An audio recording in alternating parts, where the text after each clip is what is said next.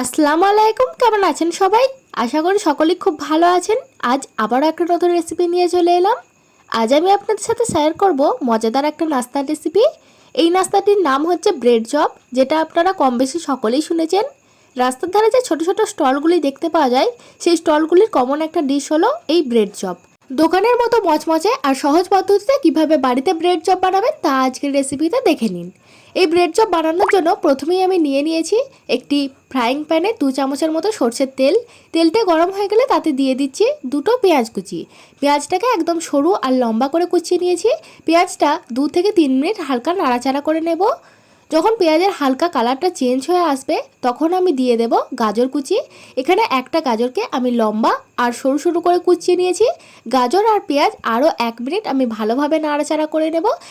1 থেকে 1.5 মিনিট নাড়াচাড়া করা হয়ে গেছে। এরপর আমি এর মধ্যে দিয়ে দেব কিছু মশলা। মশলার মধ্যে প্রথমেই আমি দিয়ে দিচ্ছি লবণ, অবশ্যই পরিমাণ অনুযায়ী। এরপর দিচ্ছি হলুদ গুঁড়ো 1/2 চামচ, লঙ্কার গুঁড়ো 1/2 চামচের একটু কম দিচ্ছি, ঝালটা আপনাদের প্রয়োজন অনুযায়ী। এরপর আমি দিয়ে দিচ্ছি জিরে গুঁড়ো 1/2 চামচ, ধনে গুঁড়ো 1/2 চামচ। এরপর দিচ্ছি কাঁচা লঙ্কা। এখানে কাঁচা লঙ্কার পরিমাণটা আমি বেশি দিয়েছি আর শুকনো লঙ্কার পরিমাণটা কম দিয়েছি। আপনারা এই দুটোই কম বেশি করে আপনাদের ঝাল অনুযায়ী বুঝে শুনে দিয়ে নেবেন। এরপর খুব ভালো করে একবার নাড়াচাড়া করে নিচ্ছি গাজর আর পেঁয়াজটা যতক্ষণ না সেদ্ধ হচ্ছে। পেঁয়াজ সেদ্ধ হওয়ার কোনো ব্যাপার নেই, গাজরটা জাস্ট একটু সেদ্ধ হবে। যাই হোক, গাজরটা একটু সেদ্ধ হয়েছে আর সেই পর্যায়ে আমি দিয়ে দিচ্ছি আদা কুচি। আদাটাকে আমি এরকম ধরে লম্বা লম্বা করে কুচিয়ে নিয়েছি। আপনারা চাইলে কিন্তু আদা বাটাও ব্যবহার করতে পারেন, অথবা আদাটাকে গ্রেট করেও দিতে পারেন, তবে আমি লম্বা লম্বা করে কুচিয়ে নিয়েছি। একবার নাড়াচাড়া করা হয়ে গেছে আর এখানে গাজরটাও মোটামুটি সেদ্ধ হয়ে গেছে। এই পর্যায়ে আমি দিয়ে দিচ্ছি সেদ্ধ করে রাখা আলু। আলুটাকে আমি গ্রেট করে নিয়েছিলাম আগে থেকে, আর আলুটা আমি সেদ্ধ করে নিয়েছিলাম, এটাও আগে থেকেই করে নিয়েছিলাম। এখানে আমি একটা বড় সাইজের আলু নিয়েছি, সেই আলুটা দিয়ে আজকের এই সবগুলো ব্রেড চপ হয়ে যাবে। যাই হোক, একটা আলু থেকে কটা ব্রেড চপ হলো সেটা আপনারা কিছুক্ষণ পরেই দেখতে পাবেন। এখন আলুটাকে আমি সবজির সাথে বা মশলার সাথে খুব ভালো করে খুন্তির সাহায্যে মিশিয়ে নিচ্ছি।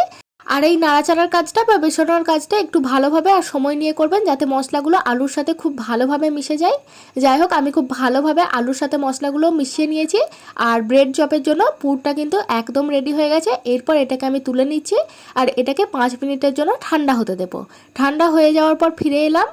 এখন দেখুন, আমি এখানে একটা সেদ্ধ করে রাখা ডিম নিয়েছিলাম, আলুর সাথে ডিমটা একবারেই সেদ্ধ করে নিয়েছিলাম। এই ডিমটাকে এরপর আমি গ্রেট করে নিয়েছি। এখানে আপনারা যে কোনো চাইলে কিন্তু 2টো বা 3টে আপনাদের ইচ্ছা অনুযায়ী ডিম ব্যবহার করতে পারেন। আমি একটা ডিমই দিলাম। আর আমার মশলাটাতে নুনের পরিমাণ একটু কম হয়ে গিয়েছিলো, তাই এই পর্যায়ে আমি নুনটা চেক করে নিয়েছিলাম। নুনটা একটু কম মনে হলো, সেজন্য আমি অল্প আরও সামান্য নুন দিয়ে দিলাম। অবশ্যই আপনারা একটু চেক করে নেবেন। এরপর ডিমটার সাথে আলুটা আমি আরেকবার ভালো করে মিশিয়ে নিচ্ছি আর পুরটা কিন্তু এখানেও রেডি হয়ে গেছে। এরপর আমি ব্রেড চপগুলো তৈরি করে নেব। তার জন্য দেখুন, আমি এখানে ব্রেড বা পাউরুটি নিয়ে নিয়েছি একটা। ওই পাউরুটির উপরে আমি যে আলুর আর ডিমের পুরটা তৈরি করে রেখেছিলাম, সেটা পাউরুটির চারপাশে খুব ভালো করে সমান করে দিয়ে দেবো সারা পাউরুটিটা জুড়ে। এরপর উপর থেকে আর একটা পাউরুটি চাপিয়ে দিয়ে একটা ছুরির সাহায্যে আমি এক কোণ থেকে আর এক কোণে স্যান্ডউইচের মতো কেটে নেব। এভাবেই কিন্তু সবগুলো করে নিতে হবে। আপনাদেরকে দেখিয়ে দেবো আমি আর একটা।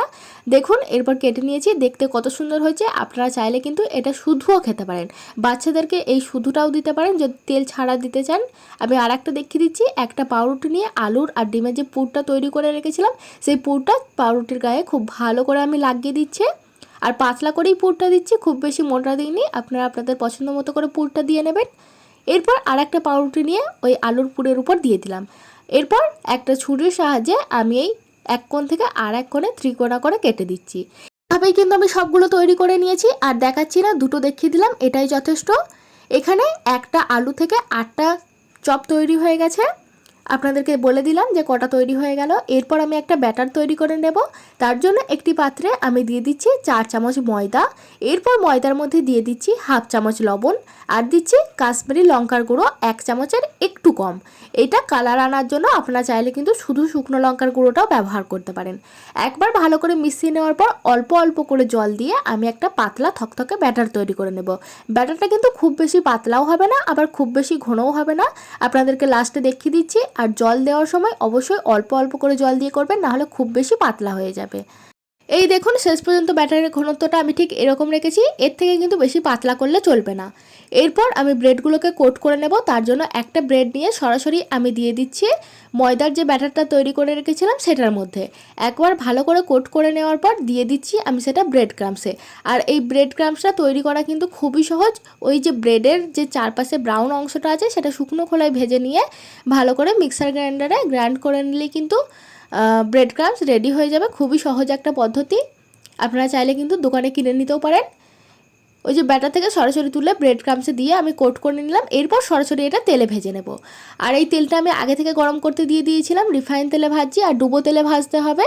তেলটা কিন্তু খুব ভালো করে গরম করে নিতে হবে, হাই টু মিডিয়াম ফ্লেমে রাখতে হবে।